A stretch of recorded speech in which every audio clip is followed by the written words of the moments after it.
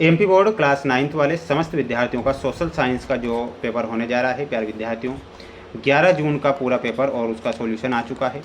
सभी छात्रों को मेरे द्वारा जितने भी पेपर बताए जा रहे हैं ये आपकी परीक्षा में प्यारे विद्यार्थियों 101% प्रश्न बनेंगे, इसलिए आप इन प्रश्नों को जरूर याद करें क्योंकि ये सारे प्रश्न आपको परीक्षा में दिए जाएंगे।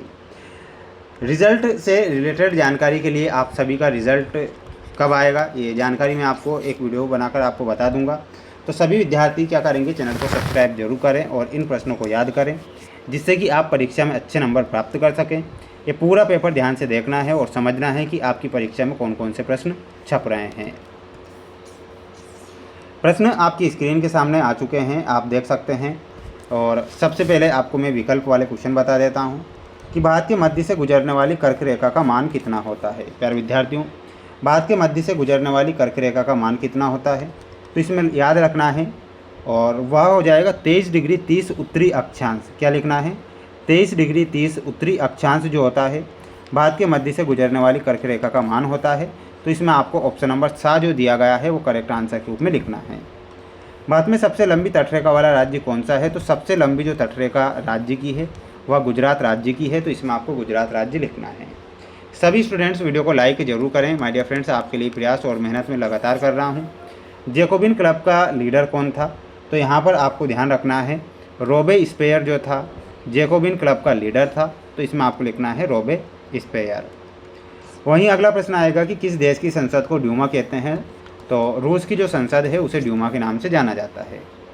भारतीय संसद के कितने सदन होते हैं, तो भारतीय संसद के 2 सदन होते हैं, निम्न सदन और उच्च सदन।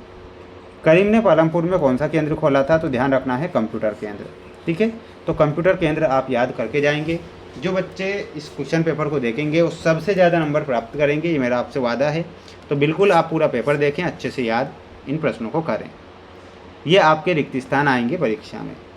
मानसून शब्द की उत्पत्ति अरबी भाषा के कौन से शब्द से होती है, तो यहाँ पर आपको लिखना है मौसम शब्द से।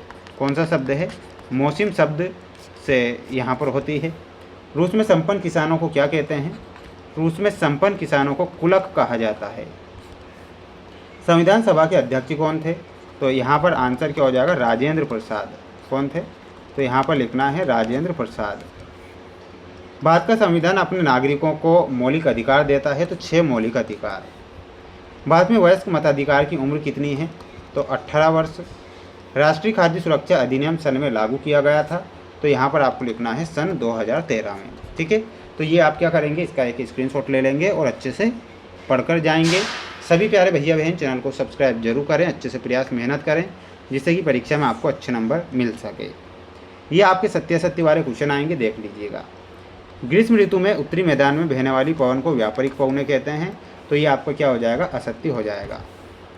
एक निश्चित समय अंतराल में जनसंख्या की आधिकारिक गणना जनगणना कहलाती है, ये सत्य लिखना है।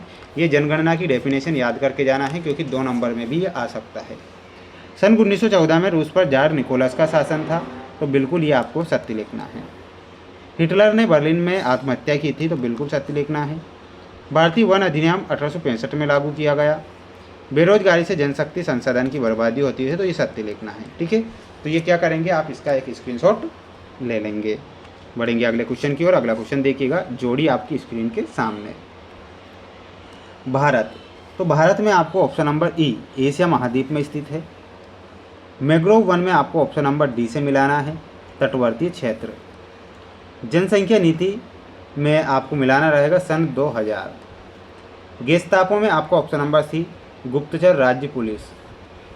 बिरसा मुंडा का जो संबंध था वो कहाँ से था, छोटा नागपुर का पटार से था। और संविधान सभा में आपको दिसंबर 1946 से मिलाना है। तो ये आपकी जोड़ी है जो कि आपको यहाँ से देखकर याद करना है। ठीक है, बढ़ेंगे अगले क्वेश्चन की ओर। अगला क्वेश्चन देखिएगा आपकी स्क्रीन के सामने। विश्व का सबसे बड़ा नदी द्वीप कौन सा है, तो यहाँ पर आपको लिखना है माजुली। कौन सा है, माजुली द्वीप है जो कि ब्रह्मपुत्र नदी पर है। स्टेट जनरल की बैठक कहाँ पर होती है, तो यहाँ पर आपको लिखना है वर्साई के महल में। कहाँ पर हुई थी, लिखना है वर्साई का महल। अगला है दास कैपिटल किसकी रचना है, तो दास कैपिटल जो रचना है वो कार्ल मार्क्स की रचना है। किसकी है, कार्ल मार्क्स। हिटलर ने जिस विचारधारा को जन्म दिया उसे किस नाम से जाना जाता है, तो उसे जाना जाता है नात्सीवाद के नाम से। तो क्या लिखना है? नात्सीवाद। पंथ निरपेक्षता का अर्थ क्या होता है? तो इसमें आपको लिखना है राज्य का कोई धर्म नहीं होगा। राज्य का कोई धर्म नहीं होगा।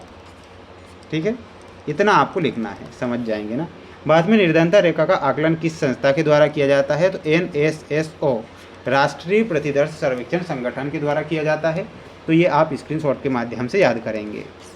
वहीं अगला क्वेश्चन देखिएगा, ये रहा आपका अगला क्वेश्चन जो आपकी स्क्रीन के सामने है, ध्यान से इन्हें देखना है। एक बार सभी विद्यार्थी वीडियो को लाइक कर दें और चैनल पर नए हैं तो सब्सक्राइब कर लीजिए और इनके आंसर देखिएगा। प्रश्न आपका था कि भारत का अक्षांशीय व देशांतरीय विस्तार लिखिए। तो प्यारे विद्यार्थियों, ये विस्तार लिखना है, ये अक्षांशीय विस्तार है 8 डिग्री 4 N से लेकर तो 37 डिग्री 6 N तक। देशांतरीय में लिखना है 68.7 से तो 97 डिग्री 25 तक। ठीक है, तो ये आपको यहाँ पर करेक्ट करना है। अगला क्वेश्चन है कि भारत के पड़ोसी देशों के नाम लिखिए। तो भारत के पड़ोसी जो देश हैं वो इस प्रकार हैं, देखिएगा, पाकिस्तान, अफगानिस्तान, चीन, नेपाल, भूटान, म्यांमार, बांग्लादेश, श्रीलंका, मालदीव। तो ये आपको क्या करना है? स्क्रीनशॉट ले लेना है। दोआब किसे कहते हैं? तो दोआब में आपको लिखना है 2 नदियों के बीच उपजाऊ भूभाग को दोआब कहा जाता है। वहीं अगला क्वेश्चन आएगा कि प्रायद्वीप क्या है? तो प्रायद्वीप में लिखना है प्रायद्वीप भूमि का वह हिस्सा है जो 3 ओर से जल से घिरा होता है। तो ये आपको 2 नंबर में प्रश्न दिए जाएंगे। प्यारे बच्चों, प्यारे साथियों, आपको मेरे द्वारा मोस्ट प्रश्न बताए जा रहे हैं, इसलिए आप सभी students in most important question को पढ़ें, अच्छे से प्रयास मेहनत करें, जिससे कि परीक्षा में आप अच्छे नंबर प्राप्त कर सकें। चैनल पर जितने विद्यार्थी नए जुड़े हैं, चैनल को सब्सक्राइब जरूर करना है। मिलते हैं नेक्स्ट वीडियो में।